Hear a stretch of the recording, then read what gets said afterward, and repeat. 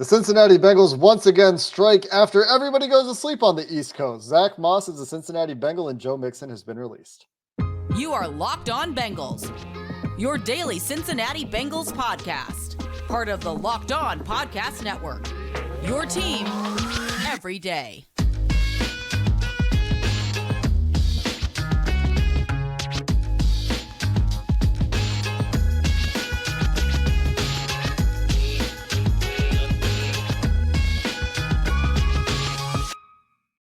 What up, Bengals fans, and welcome to a bonus episode of the Locked On Bengals podcast. Free agency still going here on Monday night. I'm Jake Lisco. He's James Rapine. We have you covered as promised with every move the Bengals make in free agency. Right after we recorded our main episode for the day, which is also up everywhere you get your podcasts and on YouTube.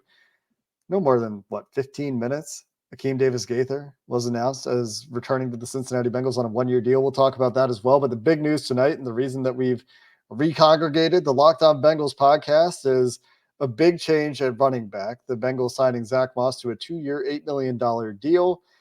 And immediately thereafter, the announcement that they have released Joe Mixon. A big change at running back. Yeah, huge change. And it happened roughly 10 Eastern time or so. If for those listening, I think just past 10 Eastern, and Zack Moss, 2 years, $8 million. And within 60 seconds of that report, the Bengals are releasing Joe Mixon.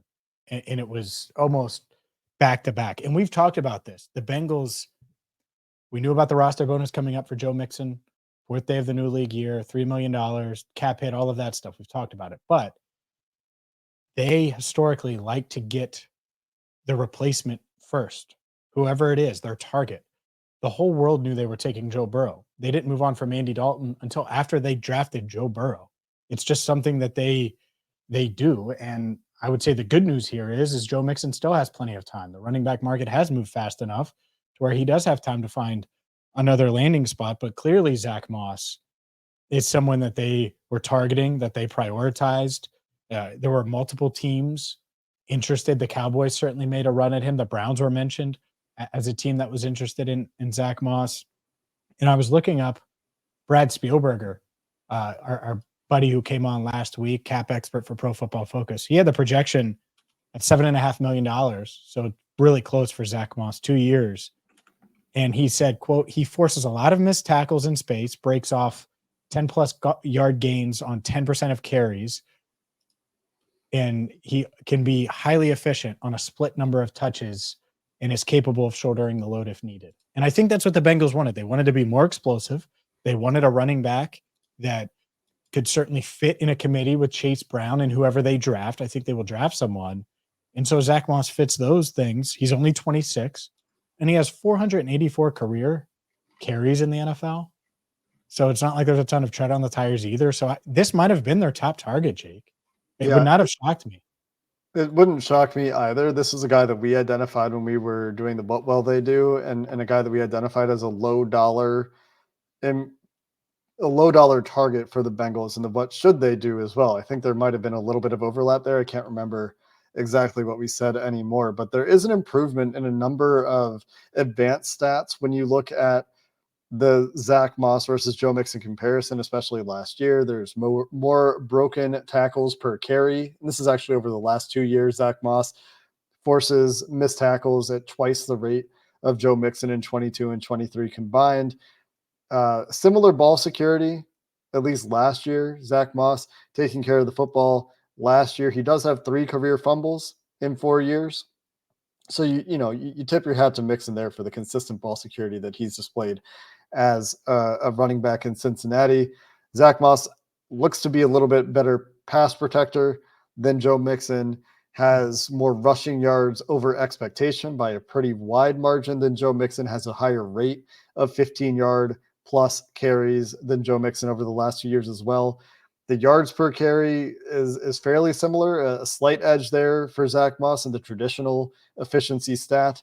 The success rate, pretty strong for Zack Moss as well. So at the dollar amount, you can call Zack Moss an addition that brings you a little bit of an upgrade in your short yardage / pass protection back, and a guy that gives you a little bit more in terms of elusiveness, a little bit more in terms of ability to break off, at least hypothetically. Maybe it's just a better situation in Indianapolis. We'll find out pretty quick when we see how Zack Moss performs in Cincinnati.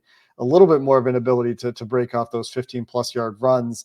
You get a little bit cheaper. They save a little bit more than $2 million against the cap with the dead cap added for the release of Joe Mixon and the projected cap hit for Zack Moss. They get a little bit younger, a little bit more than a year younger at the position, but I think it opens the door for a more even split between Chase Brown and Zack Moss. More opportunities for Chase Brown to get onto the football field, to use his explosive speed, his near the top of the NFL ball carrier speed that we saw last year. And that'll be the big difference, is that there won't be a feeling that Joe Mixon needs to be something approximating a bell cow back. The Bengals aren't an offense that demands a bell cow back. And I'm not going to sit here and say that I think they got a ton more explosive or significantly better at running back with this move, because I don't really think they did.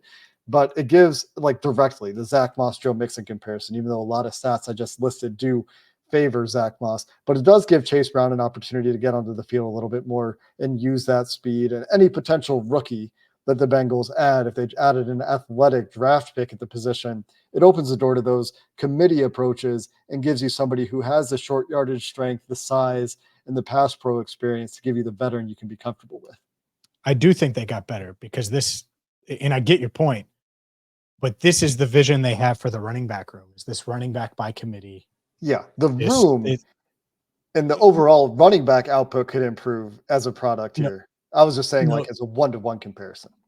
Sure, no doubt, right? And you look at Mixon, and obviously he's a former Pro Bowler, was a high pick.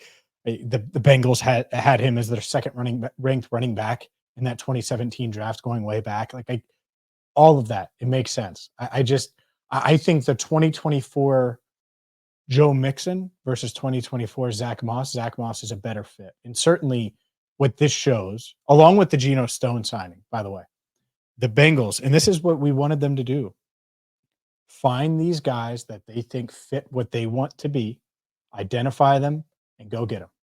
Go find Chidobe Awuzie and go get him, right? They did that a few years ago and it worked out. Go find Mike Hilton and go and make it happen. And those have been two of their better free agent signings, right? So it's not always the high dollar guys. And I know that's what a lot of people are wondering right now. We don't know about DJ Reader, what they're going to do at defensive tackle, all of these things. But the two guys they did get, I think they identified probably weeks ago, months ago, as guys they wanted, and they went and got them. And I don't know how much competition they had for Stone. I do think that there were multiple suitors for Zack Moss. And I'll tell you this, Jake, I would much rather have Zack Moss 2 years, $8 million than Josh Jacobs for $4.48. In some of the dollars that were being thrown around, I was wondering earlier in the day, I was like, oh my God, like, what's this running back market doing? And it slowly came down. And I would rather have Zack Moss 2 for $8 over Austin Eckler 5 for 12, or 2 for 12, excuse me. It's a similar player.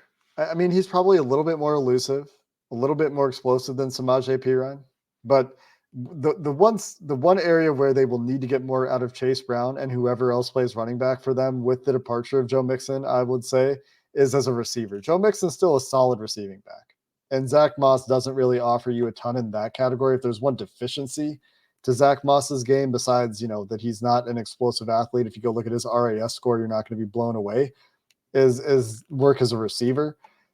And they haven't really replaced that. 27 catches last year, though. Yeah, I mean, he can catch the ball. It's just not like a strength to his game. The Bengals game, they targeted him 8 times. He had a couple of drops in that game. Didn't play very well against the Bengals, actually, at all. Breaking that trend of, the free agent that plays well against you, you then sign that guy that offseason. But they will need to get more out of other running backs in the receiving game.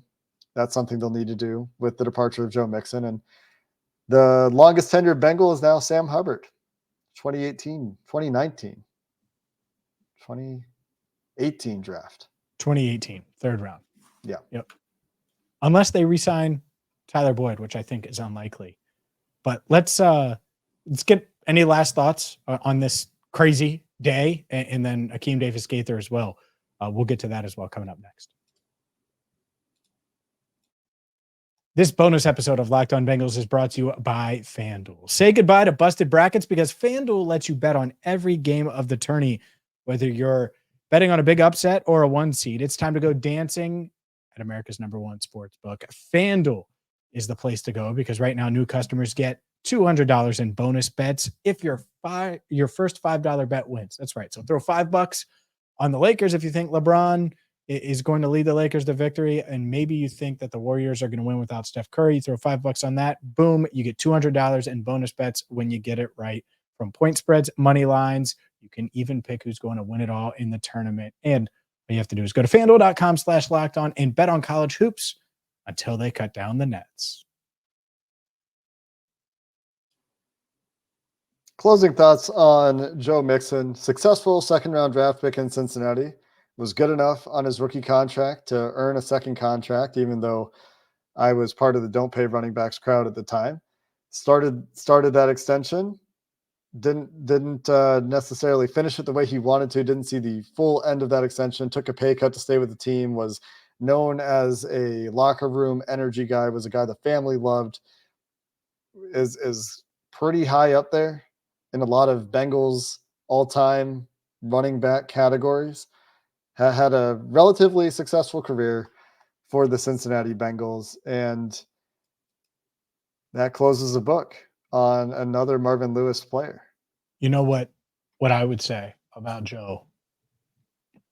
I wish he was drafted like now, where he could come in, because I think he had all the talent in the world, and he's still good. I'm not saying that. He's still going to play in the NFL. I think he lands with the Raiders, by the way.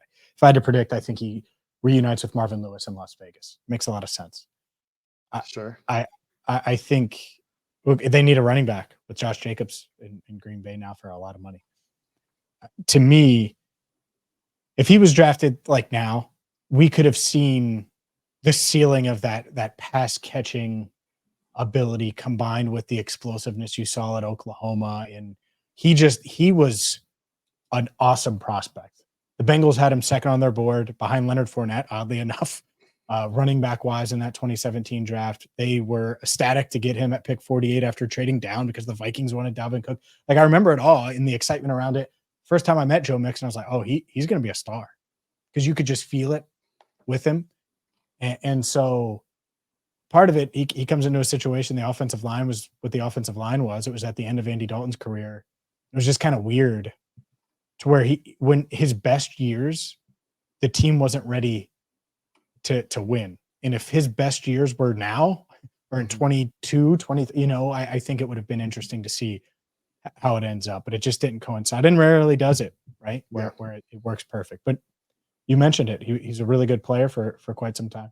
And it'll be interesting to see his market. The one thing that the Bengals did here to try to do as right by him as they could, given that they were releasing him after he agreed to a pay cut last year, which I'm sure doesn't sit well with some people, some fans, some players probably look at it and say that he was a team player, took a pay cut for the team, and didn't get to see the second year of that deal anyway, even though even last year when he did the deal, we speculated that it could be his last year in Cincinnati.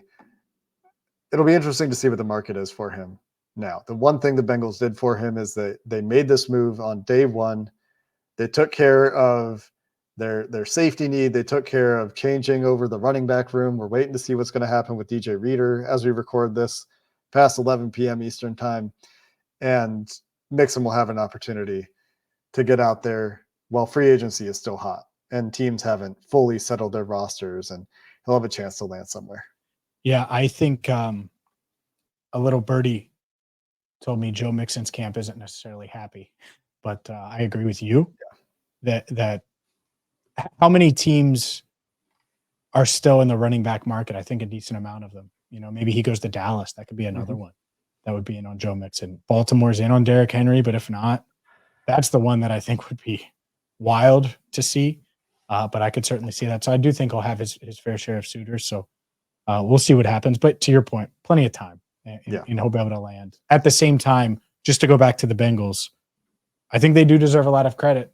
Geno Stone, Zack Moss, they clearly identified them. They went and got their guys. That's what you want to do in free agency. They were aggressive day one. This feels like a few years ago. Really does. And usually when they do that and they have their guys, over the past few years in free agency, they've been really good and had a high hit rate. Can we pat ourselves on the back for the What Will They Do episode? We're 2 for 2. I mean, And none of the other guys, I think, are off the market, are they? I don't remember all the guys. You haven't written down in front of you? we joked about Noah Fant. I don't think any of us really thought he was going to be the guy. We knew Drew Sample, right? Drew Sample, for sure. Yeah. So Drew Sample would be one.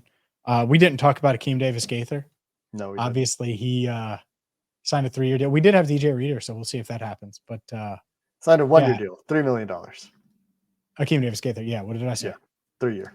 It's late. God, I've been so off. I said the 5-year. I'm like you with names, but with numbers.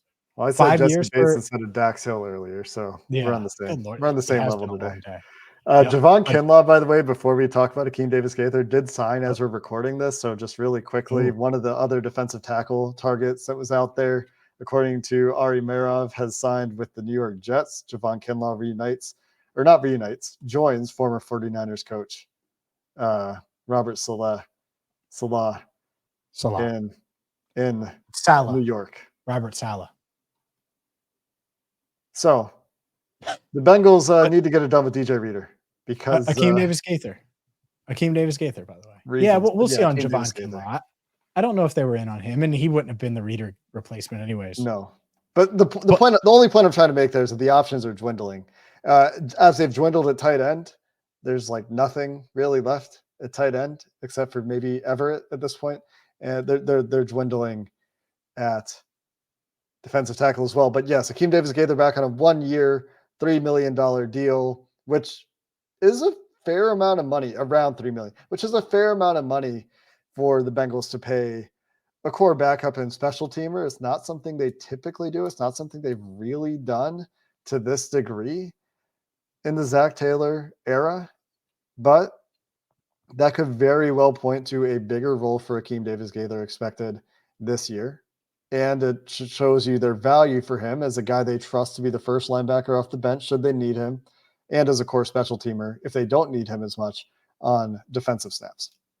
Yeah, I like Akeem. I think he's a pro. I think he knows how to carry himself. You're right, quality special teamer. But if he does need to play on defense, if there's ever an injury or anything, kind of shores that up. So I like it. I think it makes a lot of sense. And cool that Akeem's coming back because he's dealt with some injuries and things like that. But I think he's certainly an important piece. Darren Simmons smiling somewhere for sure. But to your point, we are on DJ and really DT watch. And we are going to have it right here when it does happen, whether it's DJ Reader or not on Locked On Bengals. Had Noah Fant signed when we recorded earlier, or is that also new since we recorded earlier? I can't remember. That's anymore. New. We had just ended. So he gets over 10 million per year, 21 million total. That's kind of tempting. It's a high AAV, but it's just 2 years. So it's 2 years. Like, what's the harm? Yeah. That's why I the Geno Stone and the Zack Moss. I mean, 4 years of play total, 2 years each, 23 million. Yeah. That's what you want to spend at running back and safety. You don't want to break the bank at those spots. The other final note that I have on Zack Moss that I've just seen is you mentioned, I think, that the Cowboys were interested in Zack Moss. So too were apparently the Browns interested in Zack Moss. I hadn't seen that until just now. So throwing that in there at the end. Any other thoughts before we get out of here and see if the Bengals force us to reconvene once again tonight? Nope. No other thoughts. Hit him with that who day, Jake. Hit him. That's going to do it for this bonus episode of the Locked On Bengals podcast. We'll be back with any further breaking news if needed. Until then, who day. Have a good one.